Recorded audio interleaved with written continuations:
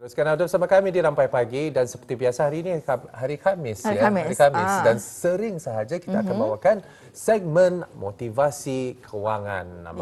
Macam mana agaknya suhu kewangan bis kita. Suhunya dingin-dingin ataupun suhunya panas-panas waktu ini.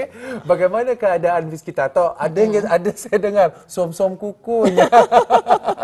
apapun motivasi kewangan kali ini ialah kita berbincang selalunya tentang semua saja aspek tentang pengurusan kewangan kita, tentang bajet kita, perbelanjaan kita, terutama sekali apabila kita memasuki bulan Ramadan, hari raya Syawal dan sebagainya, mesti banyak bajet yang diperlukan, terutama sekali lagi memasuki bulan-bulan ini. Dan Alhamdulillah ni Fakrul ya, untuk bicara mengenai dengan motivasi kewangan ini, kita telah pun menjemput sebetulnya, dan tetamu ini sebetulnya tidak lagi asing lah di ST Pagi. Jadi kita perkenalkan bersama dengan kita iaitu Puan Afiza Osili. Ya, selamat pagi Puan. Selamat pagi. Apa khabar? Kabar baik. Baik ya. Jadi kita bicara hari ini mengenai dengan peluang semasa Ramadan.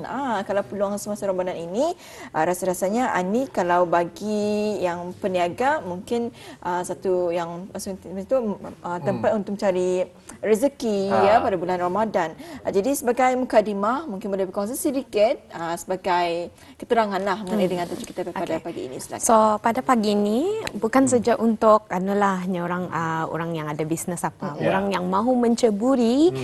So ini adalah peluangnya orang golden time.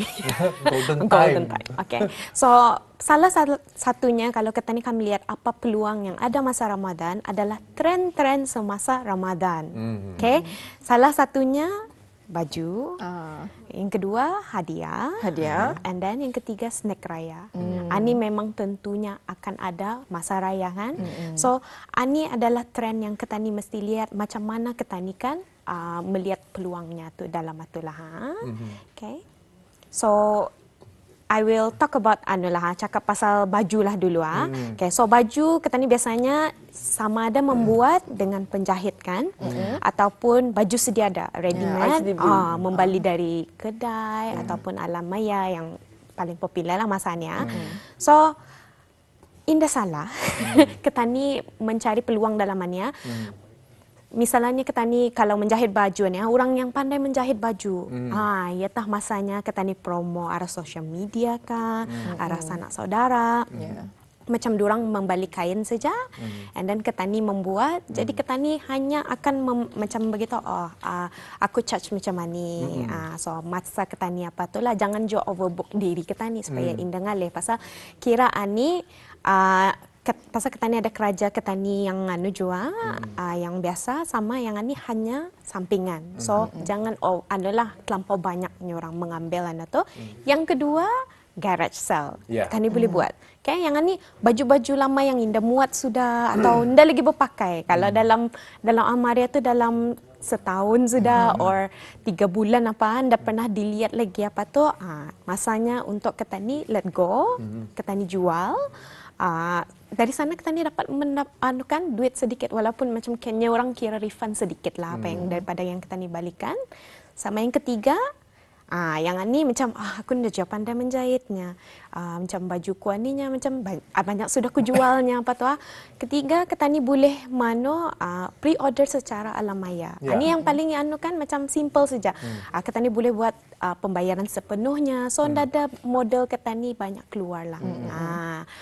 Macam pembayaran sepenuhnya, and then berapa yang kita ni kan charge untuk kira membawa baju tu kemari. So in a bulk tu indahnya orang lebih jimat daripada kita ni membeli satu persatu kan baju tu. So yang ni siapa yang pandai macam teknologi ataupun bukan itu saja, orang yang pakar shopping, tahu di mana shopping, mengambil daripada negara mana apa yang murah apa tu kan dijual kemari. So itu salah satunya kalau ndak ada capital apa yang boleh dilihat lah.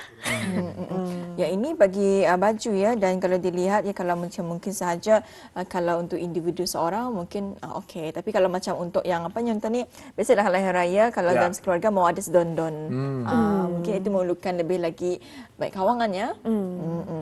Ya, kalau ini mengenai dengan baju, kalau mengenai dengan Apa tu hadiah dan sedekah macam mana? Okey, kalau hadiah biasanya hamper kan, sampul duit raya dan kad raya kan yang selalu nak tu. Jadi yang ni orang yang kreatif. Orang yang pandai mendesain sampul duit raya. Kadang-kadang ada macam satu keluarga tu orang mau aku mau sampul duit raya aku ni lain daripada yang lain. Ada nama apa. So ni orang yang graphic designer apa tu, kalaupun orang ada macam job yang biasa dan they can ambil ni as a side macam I can buat dan tu and then macam menjual desainnya tu saja. Kalau yang kan mano di mana membuat sampulnya boleh begitu arah tempat kedai ni kan. So itu adalah salah satu yang boleh kita ni juga pasal diterapkan pasal mendesain apa ni andang ada online platform sudah di in the whole world yang kita ni boleh beli kan. So why not kita ni buat yang di Brunei? I'm pretty sure kita ni di Brunei ni banyak orang kreatif and stuff. So boleh tu dipromosi arah social media. So ada banyak capital kan tu. Macam mana tu? Mungkin kita ni boleh start daripada personal lah macam sanak saudara apa nyamlihat anak okay lah aku mau anak tu and then dari sana boleh berkembang lah hanya orang sama je macam kad raya apa hamper okay. So hamper kita ni boleh buat lah macam okay kalau kita mau hamper macam 20 30 ketani yang manulah menggubah apa membeli barangnya apa tu untuk membagian itu. So dari sana ketani boleh nyorang mengusai sendirilah yang anak tu menjual. Ini adalah salah satu peluangnya yang Indah memerlukan banyak orang banyak pikir je. Tapi yang tadi sampul duit raya sama kad raya ni ini kreativiti lah. Tapi sekarang ini kan banyak tempat yang kita ni boleh mendesain lawa-lawa kan. So it's not a problem lah. Memang bagus cadangan-cadangan ini juga ya apabila kata ni pikirkan dan banyak pun yang sudah pun terlibat untuk menceburkan diri dalam perniagaan yang jenis-jenis macam ni. Macam mana pula mungkin Puan dapat menerangkan menjelaskan tentang kalau terlalu banyak agaknya jika banyak orang yang melibatkan diri dalam ceburan ini dalam bidang ini menceburkan diri dalam menceburkan diri dalam bidang ini banyak yang akan terasa teragak-agak ataupun mungkin takutnya Indah berjaya tuhnya. Apa motivasi daripada Puan sendiri? Okey. Kalau yang macam itu belum lagi kita ni cuba sudah kita ni cakap indah Pak. Betul. So macam belum ada usaha dari diri kita ni kan. So kita ni cuba dulu. Cuba mana tahu rezeki kita ni kan. Bulanan ni apa tu. So kita ni dah tahu kan benda-benda macam mana ni kan. Mana tahu macam orang fikir unik je ya ni ya. Caranya desain ni unik, caranya membuat hamper ni unik, caranya menganu baju ni unik. Macam diorang macam mengoda ni bisa je ya ni hanya macam ya update apa tu nya.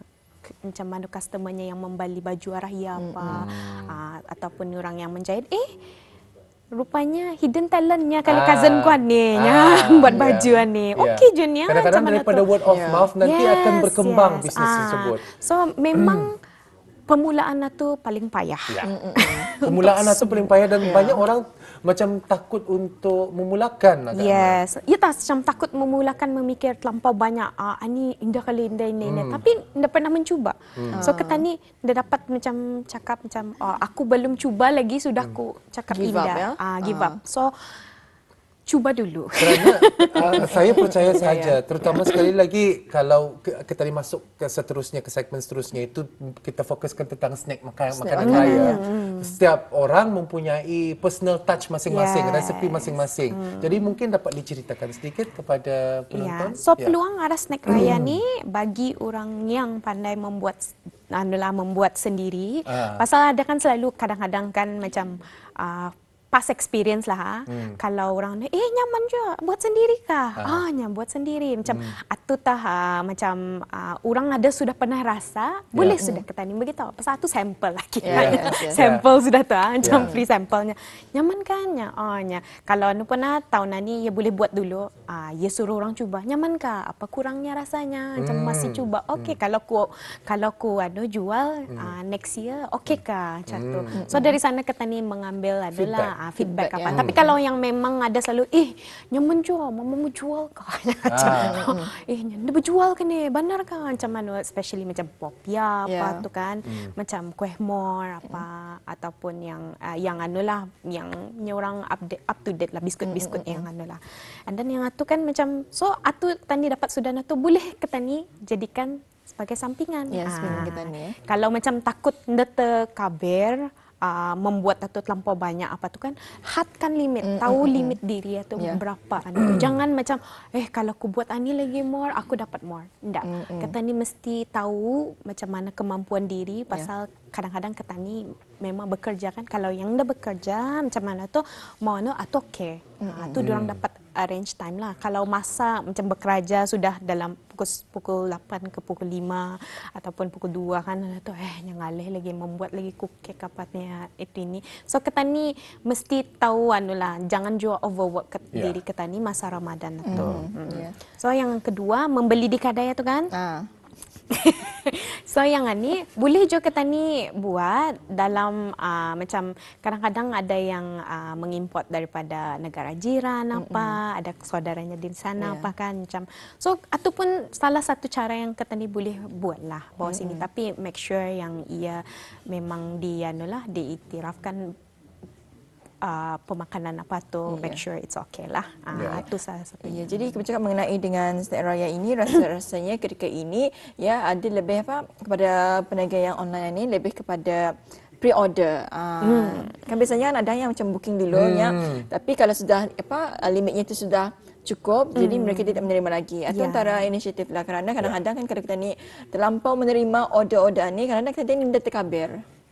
Jadi itulah berlakunya kadang-kadang macam lepas hati dan sebagainya kan.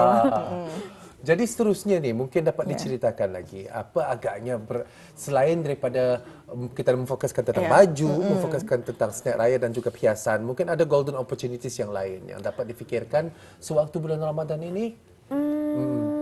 Ya, boleh salah satunya kalau macam yang pandai memasak, mungkin mau macam sungkai di rumah saja. Sungkai di rumah ataupun macam orang menjual masakannya tu untuk sungkai apa, ataupun boleh juga. Okay. And then salah satunya other than that boleh opportunity yang lain, kiranya macam membawa orang daripada satu tempat ke satu tempat ke apa, macam kalau persinggahan apa tu pun boleh macam, ataupun ia jadi personal shopper arah sungkai.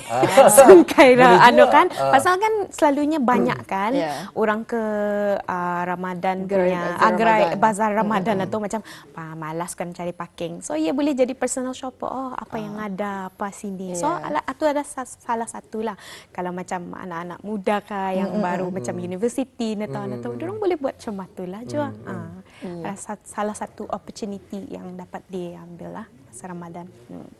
Dan selain daripada sungkai makan di luar ataupun makan di rumah, apa lagi antara godaan-godaan yang rasa-rasanya yang akan ada di bulan Ramadan ini selain daripada sungkai di luar? Okey, godaan semasa Ramadan memang baju raya. Baju raya ini mesti baru jumpa kita tadi akan membani. Sentiasa yang baru. Tapi untuk mereka yang berbisnes, untuk berniaga, ini memang satu peluang bagi mereka.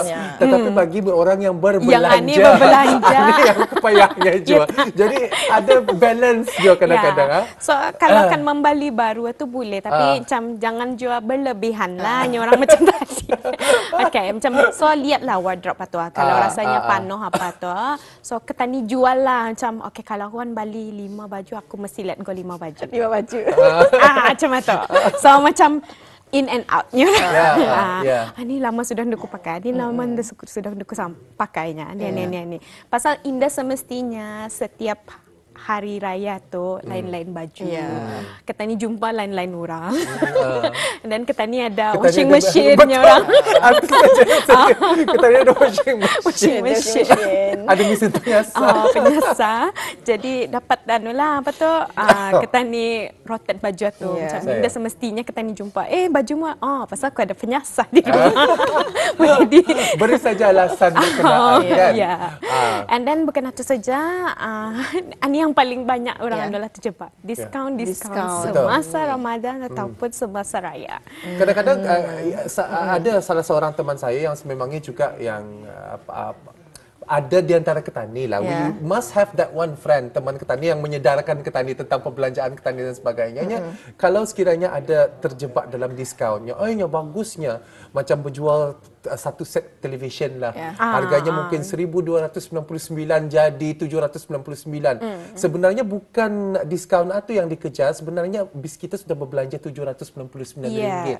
Itu yang sebenarnya yang harus dikira. Bukan diskaun itu yang dilihat. Diskaun itu hanya sebagai satu ilusi sahaja. Sebenarnya ini salah pelanggan membeli. Kalau berguna benar-benar. Macam TV kita ni, macam TV ni lama sudah, 10 tahun sudah, 15 tahun. Okey, atau kan membeli baru.